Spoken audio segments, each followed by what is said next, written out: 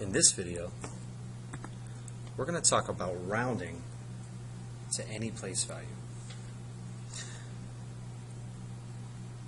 When you're rounding, there are 4 important steps that you need to remember to round successfully. We're going to talk about those important steps. We're going to use the example 576 and 41 hundredths. Now the first step that you need to do is underline the place value you're asking to be round to.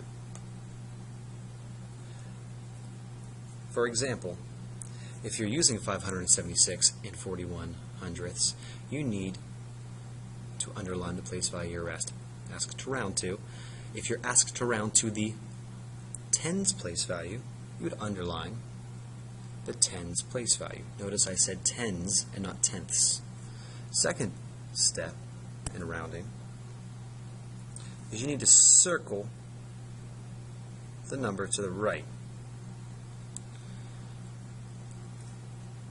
We're going to look at our example, look to the number to the right, circle that number. That number tells us whether we are going to raise it or rest it.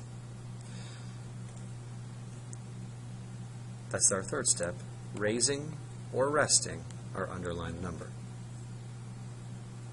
We always think of our rhyme or our chant, 5 or more raise the score, 4 or less let it rest. Our circled number tells us whether to raise or rest it. It is 5 or more, so we have to raise the score.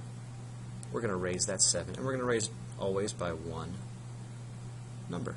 That 7 will turn to an 8. Our final step is to rewrite our number, but put zeros after our number that we changed. For example, we knew that we changed our 7 in our tens place to an 8, so we will write all of our digits the same, change our 7 to our 8. Now every digit after will change to a 0. Now we know that we don't need the 2 zeros after the decimal anymore because they're by themselves after the decimal.